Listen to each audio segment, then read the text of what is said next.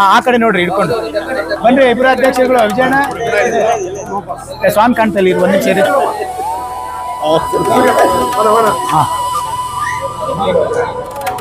ಅಲ್ಬೇಡಿ ಯಾರು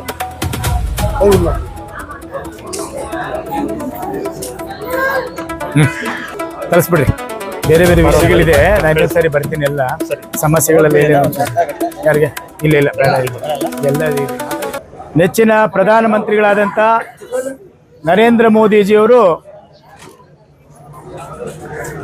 ನಮ್ಮ ದೇಶದಲ್ಲಿರ್ತಕ್ಕಂಥ ಮಹಿಳೆಯರನ್ನು ತಾಯಿ ಸಮಾನವಾಗಿ, ಸಹೋದರಿ ಸಮಾನವಾಗಿ, ಬಹಳ ಪ್ರೀತಿ ವಾತ್ಸಲ್ಯದಿಂದ ಎಲ್ಲ ಕ್ಷೇತ್ರದಲ್ಲೂ ಕೂಡ ಮಹಿಳೆಯರು ಪುರುಷ ಪ್ರಧಾನವಾದಂಥ ಈ ಸಮಾಜದಲ್ಲಿ ಸಮಾನತೆಯ ದೃಷ್ಟಿಯಿಂದ ರಾಜಕೀಯ ಕ್ಷೇತ್ರ ಮತ್ತು ಇನ್ನುಳಿದ ಎಲ್ಲ ಕ್ಷೇತ್ರಗಳಲ್ಲೂ ಕೂಡ 33% ಆಯ್ಕೆಯಾಗುವಂಥ ಎಲ್ಲ ಅವಕಾಶಗಳನ್ನು ಕಾನೂನು ಅಡಿಯಲ್ಲಿ ತರಬೇಕು, ಮಹಿಳೆಯರನ್ನು ನಮ್ಮ ಸರಿಸಮಾನವಾಗಿ ಕಾಣಬೇಕು ಅನ್ನುವಂಥ ಹಿನ್ನೆಲೆಯಲ್ಲಿ ಮೊನ್ನೆ ನಡೆದಂಥ ಸಂಸತ್ ಭವನದಲ್ಲಿ ವಿಶೇಷ ಅಧಿವೇಶನದಲ್ಲಿ ಚರ್ಚೆಯಾದಂಥ ಈ ವಿಷಯವನ್ನು ಸುದೀರ್ಘವಾಗಿ ಎಲ್ಲರಿಗೂ ಕೂಡ ಮಾತಾಡೋಕ್ಕೆ ಅವಕಾಶ ಮಾಡಿಕೊಟ್ರು.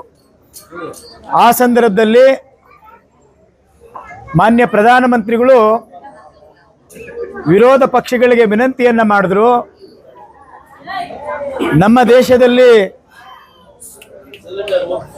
ನಮ್ಮ ಹೆಣ್ಣು ಮಕ್ಕಳಿಗೆ 33% ಮೀಸಲಾತಿಯನ್ನು ಕೊಟ್ಟು ಎಲ್ಲ ಕ್ಷೇತ್ರಗಳಲ್ಲೂ ಕೂಡ ಅವರನ್ನು ಅಭಿವೃದ್ಧಿ ಮಾಡಬೇಕು, ನಮ್ಮಂತೆ ಅವರು ಸರಿಸಮಾನರು ಅನ್ನುವಂಥ ವಿಷಯವನ್ನು ಇಟ್ಕೊಂಡು ಸಂಸತ್ತಲ್ಲಿ ಮಂಡನೆಯನ್ನು ಮಾಡಿದ್ರು. ಆ ಸಂಸತ್ತಲ್ಲಿ ಅನೇಕ ಜನ ಮಾತಾಡುವಂಥ ಸಂದರ್ಭದಲ್ಲಿ ಆ ಮಂಡನೆ ಮಾಡದಂಥ ಮಸೂದೆಯನ್ನು ಅನುಮೋದನೆ ಮಾಡುವಂಥ ವಿನಂತಿಯನ್ನು ಮಾಡಿದ್ರೂ ಕೂಡ ವ್ಯವಸ್ಥಿತ ಪಿತೂರಿಯಿಂದ ಈ ಮಹಿಳಾ ಮೀಸಲಾತಿಯನ್ನು ವಿರೋಧಿಸಿದ್ರು. ನೀವೆಲ್ಲ ಟಿವಿ ಮಾಧ್ಯಮಗಳಲ್ಲಿ ನೋಡಿದ್ದೀರಿ. 1996ರಲ್ಲಿ ನಮ್ಮದೇ ರಾಜ್ಯದ ಹಿರಿಯರಾದಂಥ ಸನ್ಮಾನ್ಯ ದೇವೇಗೌಡರು ಅಂದಿನ ಪ್ರಧಾನಮಂತ್ರಿ ಆದಂಥ ಸಂದರ್ಭದಲ್ಲಿ ಈ ಮಹಿಳಾ ಮೀಸಲಾತಿಯನ್ನು ಬಿಲ್ಲನ್ನು ತಂದರು. ಅವತ್ತು ಕೂಡ ಇವತ್ತು ಯಾರು ವಿರೋಧವನ್ನು ಮಾಡಿದ್ರೋ ಅವತ್ತು ಕೂಡ ಅವರೇ ವಿರೋಧ ಮಾಡಿ ಬಿಲ್ಲನ್ನು ಪಾಸ್ ಆಗದೆ ರೀತಿಯಲ್ಲಿ ನೋಡಿಕೊಂಡ್ರು. ಅಂದರೆ ಇದರ ಉದ್ದೇಶ ಮಹಿಳೆಯರನ್ನು ಕೇವಲ ವೋಟ್ ಬ್ಯಾಂಕ್ ಆಗಿ ಅವರ ಸ್ವಾರ್ಥಕ್ಕೆ ಬಳಸ್ಕೊಂಡು ಮಹಿಳೆಯರಿಗೆ ಸಮಾನವಾದ ಹಕ್ಕನ್ನು ಕೊಡ್ತೀವಿ, ಮಹಿಳೆಯರನ್ನು ನಮ್ಮಂತೆ ಎಲ್ಲವನ್ನೂ ಕೂಡ ಪ್ರೀತಿ ವಾತ್ಸಲ್ಯದಿಂದ ಎಲ್ಲ ಸೌಲಭ್ಯಗಳನ್ನು ಕೊಡ್ತೀವಿ ಅಂತೇಳಿ ಎಲ್ಲ ವೇದಿಕೆಗಳಲ್ಲಿ ಸುಳ್ಳು ಭಾಷಣಗಳನ್ನು, ಸುಳ್ಳು ಭರವಸೆಗಳನ್ನು ಕೊಟ್ಟು ಇವತ್ತು ಮಹಿಳಾ ವಿರೋಧಿಯಾಗಿ ಇವತ್ತು ಕಾಂಗ್ರೆಸ್ ಪಕ್ಷ ಮತ್ತು ಅವರ ಮಿತ್ರ ಮೈತ್ರಿಕೂಟ ಏನಿದೆ ಇಂಡಿಯಾ ಕೂಟ ವಿರೋಧ ಮಾಡಿದೆ. ಬಿಲ್ಲನ್ನು ಪಾಸ್ ಮಾಡೋಕ್ಕೆ ಬಿಟ್ಟಿಲ್ಲ. ಇಲ್ಲಿ ಕೂತಿರ್ತಕ್ಕಂಥ ಹೆಣ್ಣು ಮಕ್ಕಳನ್ನು ಸೇರಿಸಿ ನಮ್ಮ ಕ್ಷೇತ್ರದಲ್ಲಿರ್ತಕ್ಕಂಥ ಸಾವಿರಾರು ಹೆಣ್ಣು ಮಕ್ಕಳು ಇದನ್ನು ಗಮನಿಸಬೇಕು. ನೀವು ಬರದೇ ಇದ್ರೂ ಕೂಡ ಪರವಾಗಿಲ್ಲ, ಮಾಧ್ಯಮದ ಮೂಲಕ ನಿಮಗೆ ಎಲ್ಲ ವಿಷಯ ಗೊತ್ತಾಗ್ತದೆ.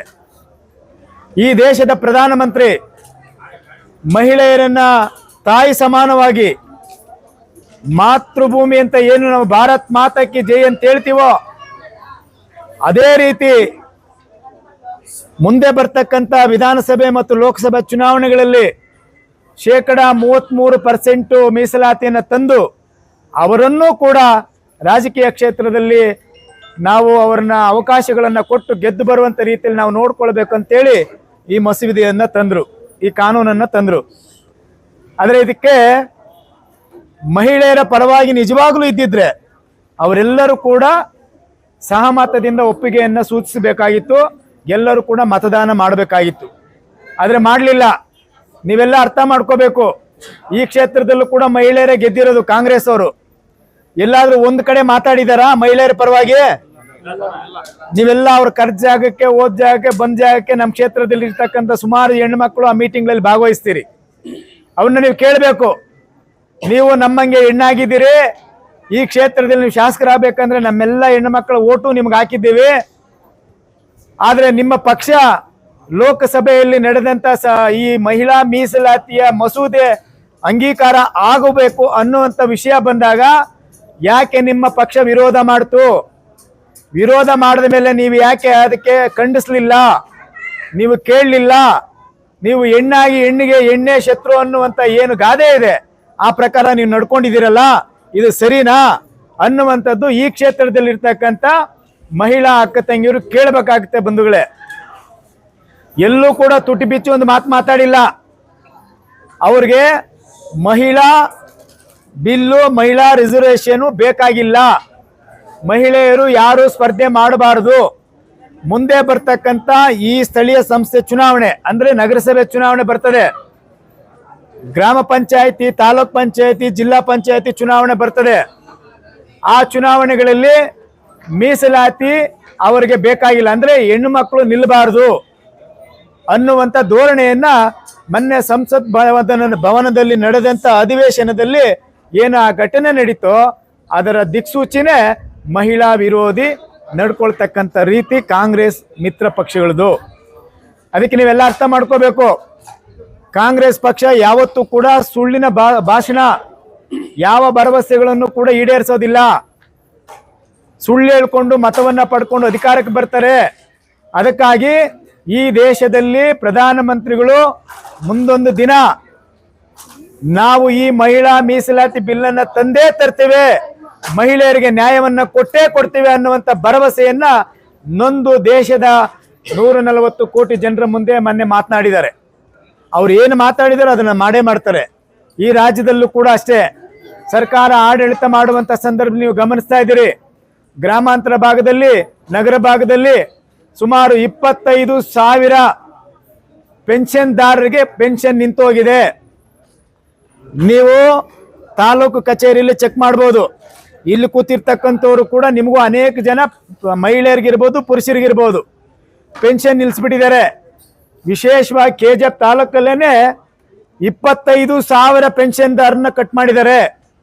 ಆದರೆ BJP ಸರ್ಕಾರದಲ್ಲಿ ಯಾವತ್ತೂ ಕೂಡ ನಾವು ಪೆನ್ಷನ್ ಆಗಲಿ, ರೇಷನ್ ಕಾರ್ಡ್ ಆಗಲಿ, ಯಾವುದೇ ಪೆನ್ಷನ್ ತೊಂದರೆಗಳನ್ನು ನಾವು ಮಾಡಕ್ ಹೋಗಿಲ್ಲ, ಪೆನ್ಷನ್ ನಿಲ್ಸೋಕೆ ಹೋಗ್ಲಿಲ್ಲ. ಆದರೆ ಕಾಂಗ್ರೆಸ್ ಅಧಿಕಾರದಲ್ಲಿದ್ದು ಇವರು ಆಡಳಿತ ಮಾಡುವಂತ ಈ ಕ್ಷೇತ್ರದಲ್ಲಿ ಶಾಸಕರಿದ್ದು 15,000 ರೇಷನ್ ಕಾರ್ಡ್ ಕಟ್ ಮಾಡಿದ್ದಾರೆ, ತೆಗೆದಾಕಿದ್ದಾರೆ. ನಿಮಗೆ ಅಂಕಿಅಂಶಗಳನ್ನ ಮುಂದಿನ ದಿನಗಳಲ್ಲಿ ದಾಖಲೆ ಸಮೇತ ಕೊಡ್ತೇನೆ. 15,000 ಜನರಿಗೆ ರೇಷನ್ ಕಾರ್ಡ್ ಇಲ್ಲ. ಇದೇ ತಾಲೂಕ್ ಆಫೀಸ್ ಬನ್ರಿ, ನೀವೇನಾದ್ರೂ ಸಮಸ್ಯೆಗಳನ್ನ ಎತ್ಕೊಂಡು ತಾಲೂಕ್ ಆಫೀಸ್ಗೆ ಬಂದ್ರೆ ರೇಷನ್ ಕಾರ್ಡ್ ಕೇಳ್ತಾರೆ. ನಿಮ್ಮ ಹತ್ರ ರೇಷನ್ ಕಾರ್ಡ್ ಇಲ್ಲ, ಇದೆಯಾ? ತೆಗೆದು ಬಿಟ್ಟಿದ್ದಾರೆ. ಮತ್ತೆ ರೇಷನ್ ಕಾರ್ಡ್ ಕೊಡೋದಿಲ್ಲ. 25,000 ಜನರಿಗೆ ಪೆನ್ಷನ್ ನಿಲ್ಲಿಸಿದ್ದಾರೆ ಅಂದ್ರೆ ನೀವು ಅರ್ಥ ಮಾಡ್ಕೊಳ್ಳಿ. ರೇಷನ್ ಕಾರ್ಡು, ಪೆನ್ಷನ್ ಒಟ್ಟು 40,000 ಜನರಿಗೆ, ನಮ್ಮ ಕ್ಷೇತ್ರದಲ್ಲಿರ್ತಕ್ಕಂಥ ಬಡವರಿಗೆ, ದೀನ ದಲಿತರಿಗೆ, ಹಿಂದುಳಿದವರಿಗೆ, ಕಡುಬಡವರಿಗೆ ನೀಡುವಂತ ಆ ಯೋಜನೆಯನ್ನ ನಿಲ್ಲಿಸ್ಬಿಟ್ಟಿದ್ದಾರೆ. ನಿಮ್ಗೆ ಅರ್ಥ ಆಗತ್ತೆ ತಾನೇ ಇಲ್ಲಿ ಕೂತಿರೋರ್ಗೆ?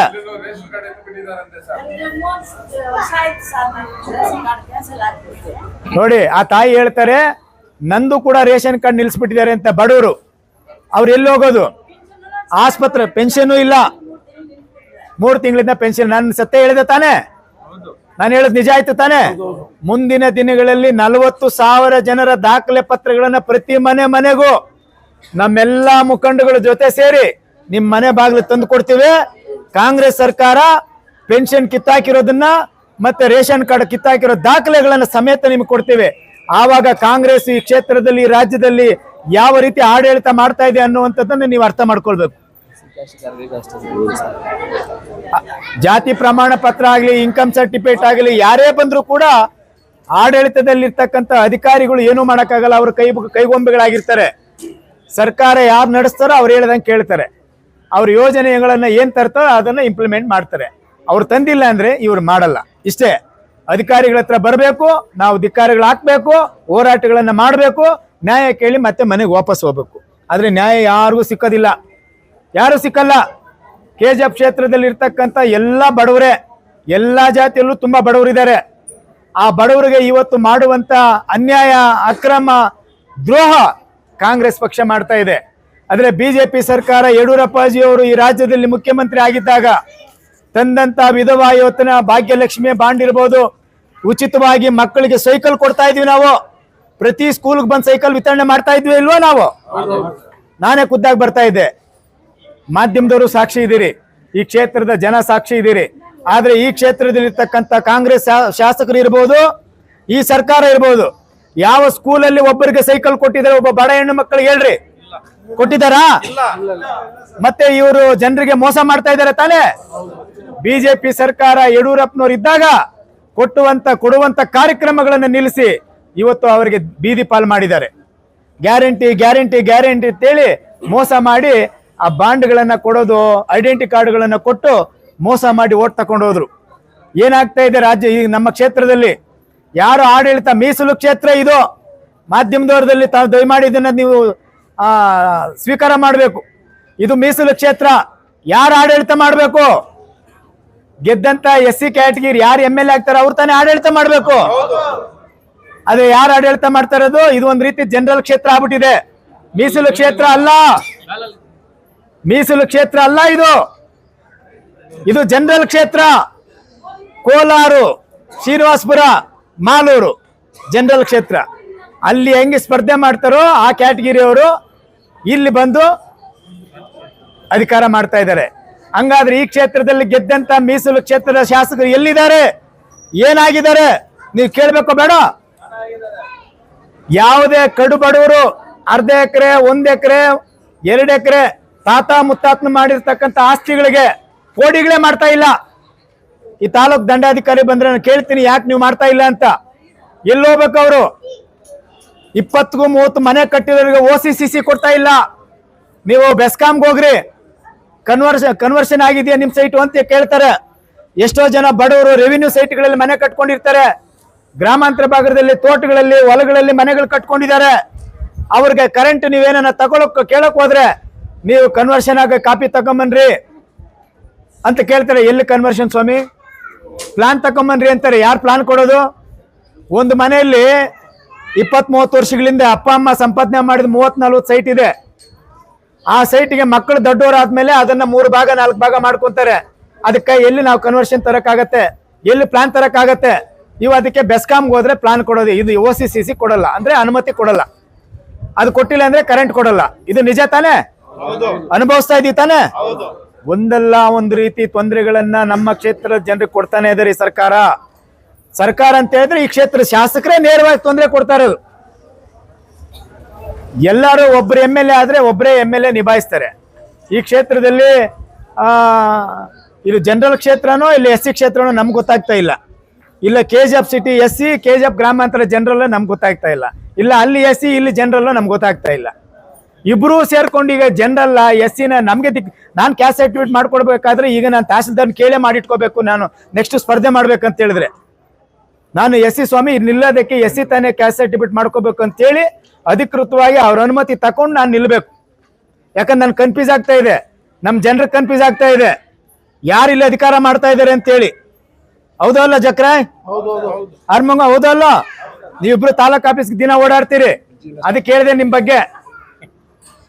ಈ ರೀತಿ ಒಂದಲ್ಲ ಎರಡಲ್ಲ ಈ ಕ್ಷೇತ್ರದಲ್ಲಿ 106 ಹಗರಣಗಳು ನಡೀತಾ ಇದೆ. ನಗರಸಭೆಯಲ್ಲಿ ಗುತ್ತಿಗೆದಾರರು ಎಲ್ಲರೂ ಕೂಡ ಮುಳಬಾಗ್ಲೂರು, ಕೋಲಾರು, ಶ್ರೀನಿವಾಸಪುರ, ಬೆಂಗಳೂರವರು. ಇಲ್ಲಿರ್ತಕ್ಕಂಥ ಗುತ್ತಿಗೆದಾರಿಗೆ ಒಬ್ಬರಿಗೂ ಕೆಲಸ ಇಲ್ಲ, ಸುಮ್ಮನೆ ಮನೇಲಿ ಕೂತಿದ್ದಾರೆ. ಅವ್ರು ಕೇಳಿದ್ರೆ ದೌರ್ಜನ್ಯ ಮಾಡ್ತಾರೆ. ಯಾರು?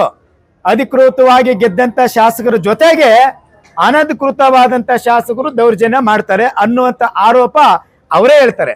ನಾನೇನ್ ಕಿವಿಯಲ್ಲಿ ಕೇಳಿಲ್ಲ, ಅವ್ರು ಹೇಳ್ತಾವ್ರೆ. ಇದು ಸರಿನಾ? ನಾವು ಅಧಿಕಾರದಲ್ಲಿದ್ದಾಗ ಇವೆಲ್ಲ ಮಾಡ್ತಾ ಇದ್ವಾ? ನಾವು ಯಾರಿಗೆ ತೊಂದರೆ ಕೊಡ್ತಾ ಇದೀವಿ ಹೇಳ್ರಿ? ನಗರಸಭೆ ಪೂರ್ತಿ ಎಲೆಕ್ಟ್ರಿಷಿಯನ್ ಕಾಂಟ್ರಾಕ್ಟ್ರು ಯಾರಿಲ್ಲಿ? ಕೋಲಾರವ್ರು ಮಾಡ್ತಾ ಇದ್ದಾರೆ. ಇಲ್ಲೋರ್ಗೆ ಯಾರಿಗೂ ಕೊಡ್ತಾ ಇಲ್ಲ. ಅಕ್ರಮ ಬಿಲ್ಗಳು ಎಷ್ಟಾಗ್ತಾ ಇದೆ ಗೊತ್ತಿಲ್ಲ. SC ST ಸ್ಕೀಮ್ಗಳು ಇಂಪ್ಲಿಮೆಂಟ್ ಆಗ್ತಾ ಇಲ್ಲ. ಮನೆತನ ಪಾಂಡ್ಯನವರು MLA ಕಚೇರಿಗೆ ಹೋಗಿ ಅವ್ರ PA ಲೆಟರ್ ಕೊಟ್ಟು ಬಂದವ್ರೆ. BJP ಆದ್ರೂ ಕೂಡ ಯಾಕೆ? ಶಾಸಕರು ಈ ಕ್ಷೇತ್ರಕ್ಕೆ ಎಲ್ಲರಿಗೂ ಶಾಸಕರು ಅಂತೇಳಿ. ಆದ್ರೆ ಅವ್ರ ಮನವಿ ಸ್ವೀಕಾರ ಮಾಡಿ ಒಂದು ಲೈಟ್ ಹಾಕಿದ್ದೀರಾ? ಚರಂಡಿ ಕ್ಲೀನ್ ಮಾಡಿದ್ದೀರಾ? ಒಂದು ರಸ್ತೆ ಹಾಕ್ಸಿದ್ದೀರಾ? ಹೇಳ್ರಿ.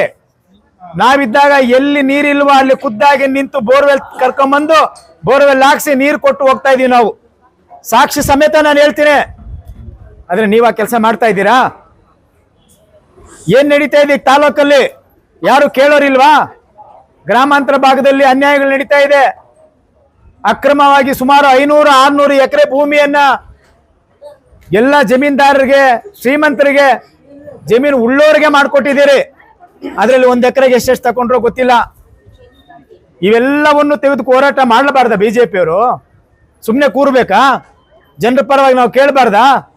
ಯಾರು ಇಲ್ಲಿ ಕೇಳೋರೇ ಇಲ್ಲ, ದಿಕ್ಕೇ ಇಲ್ಲ ಅಂತೇಳಿ ನೀವು ಅಧಿಕಾರವನ್ನ ಮಾಡಿದ್ರೆ ಮುಂದೊಂದಿನ ತಕ್ಕ ಪಾಠವನ್ನ ಈ ಕ್ಷೇತ್ರದಲ್ಲಿ ನಿಮಗೆ ಕಲಿಸ್ತಾರೆ. ನಿಮ್ಗೆ ಗೊತ್ತಿರ್ಬೋದು, ಹಣದಿಂದ ನಮ್ಮ KJP ಅಲ್ಲಿ ಇರ್ತಕ್ಕಂಥ ಎಲ್ಲ ಏರಿಯಾಗಳಿಗೆ ಹೋಗಿ 1,000 ರೂಪಾಯಿ ದುಡ್ಡು ಕೊಟ್ಬಿಟ್ರೆ ಓಟ್ ಹಾಕ್ಬಿಡ್ತಾರೆ ಅಂತೇಳಿ ನೀವು ತಿಳ್ಕೊಂಡಿರ್ಬೋದು. ಅದೊಂದು ಕಾಲ ಮರ್ತು ಬಿಟ್ಟು ಮಾಡ್ಬಿಟ್ಟು ನಿಮ್ಗೆ ಓಟ್ ಹಾಕಿದ್ರು. ನಿಮ್ಮ ಬಂಡವಾಳ ಎಲ್ಲ ಗೊತ್ತಾಗಿದೆ. ನೀವೇನೇನು ಮಾಡಿದ್ರಿ DCC ಬ್ಯಾಂಕ್ ಇಟ್ಕೊಂಡು. ಆ DCC ಬ್ಯಾಂಕ್ ಪರಿಸ್ಥಿತಿ ಇವತ್ತು ಏನಾಗಿದೆ? ನಿಮ್ಮ ಮೇಲೆ ಕೇಸ್ಗಳು ಎಷ್ಟಾಗಿದೆ? ಎಲ್ಲೆಲ್ಲಿ ತನಿಖೆಗಳು ನಡೀತಾ ಇದೆ? ಮುಂದೇನಾಗತ್ತೆ? ನಿಮ್ಮದೇ ಸರ್ಕಾರದ ಶಾಸಕರು ನಿಮ್ಮ ವಿರುದ್ಧ ಎಷ್ಟು ಆರೋಪ ಮಾಡ್ತಾ ಇದ್ದಾರೆ, ಹೋರಾಟ ಮಾಡ್ತಾ ಇದ್ದಾರೆ, ಇವೆಲ್ಲವೂ ನಮಗೆ ಗೊತ್ತಿದೆ, ನಮ್ಮ ಜನರಿಗೂ ಗೊತ್ತಿದೆ. ಯಾರು ದಡ್ರಲ್ಲ, ಬುದ್ಧಿವಂತರಿದ್ದಾರೆ, ವಿದ್ಯಾವಂತರಿದ್ದಾರೆ. ಪ್ರತಿಯೊಬ್ಬರು ಟಿವಿ ಮಾಧ್ಯಮಗಳು, ಪೇಪರ್ಗಳೆಲ್ಲ ನೋಡ್ತಾ ಇದ್ದಾರೆ. ಈ ಕ್ಷೇತ್ರದಲ್ಲಿ ಗೆದ್ದಂತ ಶಾಸಕರು ನಮಗೆ ಸುಳ್ಳು ಹೇಳಿ ಓಟ್ ತಗೊಂಡು ಹೋದ್ರು. ಮುಂದಿನ ದಿನ ಇವರು ನಮ್ಮ ಮನೆ ಹತ್ರ ಬಂದ್ರೆ ನಾವು ದೂರ ನಿಲ್ಲಿಸಬೇಕು, ಬಿಜೆಪಿಗೆ ಓಟ್ ಕೊಟ್ಟು ಅಧಿಕಾರಕ್ಕೆ ತರಬೇಕು, ನಮ್ಮ ಕ್ಷೇತ್ರದ ಅಭಿವೃದ್ಧಿ ನಾವು ಮಾಡ್ಕೊಳ್ಬೇಕು ಅಂತ ತೀರ್ಮಾನ ಜನ ಮಾಡ್ತಾ ಇದ್ದಾರೆ. ಜನ ಮಾತಾಡ್ತಾ ಇದ್ದಾರೆ. ಬಿಜೆಪಿ ಅಧಿಕಾರದಲ್ಲಿ ಇದ್ದಾಗ ಏನೇನು ಮಾಡಿದ್ರು, ಕಾಂಗ್ರೆಸ್ ಅಧಿಕಾರಕ್ಕೆ ಬಂದಾಗ ಏನು ಮಾಡಿಲ್ಲ, ಇವೆಲ್ಲವೂ ಕೂಡ ಜನ ಗಮನಿಸ್ತಾ ಇದ್ದಾರೆ. ಯಾರು ಸುಮ್ಮನೆ ಕೂತಿಲ್ಲ, ಎಲ್ಲ ನೋಡ್ತಾ ಇದ್ದಾರೆ. ನೀವು SC ST ವಿರೋಧಿ ಬಿಜೆಪಿ ಅನ್ನೋದು, ಮುಸಲ್ಮಾನ್ ವಿರೋಧಿ ಬಿಜೆಪಿ ಅನ್ನೋದು, ಕೋಮುವಾದಿ ವಿರೋಧಿ ಬಿಜೆಪಿ ಅನ್ನೋದು ಸುಳ್ಳುಗಳು ಹೇಳಿ ಹೇಳಿ ಹೇಳಿ ಓಟ್ ತಕೊಂಡ್ರಿ. ಎಲ್ಲಿ ಬಿಜೆಪಿಯವರು ಮುಸಲ್ಮಾನ್ ವಿರುದ್ಧವಾಗಿ ಗಲಾಟೆ ಮಾಡಿದ್ದೀವಿ? ಎಲ್ಲಿ SC ST ವಿರುದ್ಧವಾಗಿ ಬಿಜೆಪಿಯವರು ಗಲಾಟೆ ಮಾಡಿದ್ದೀವಿ?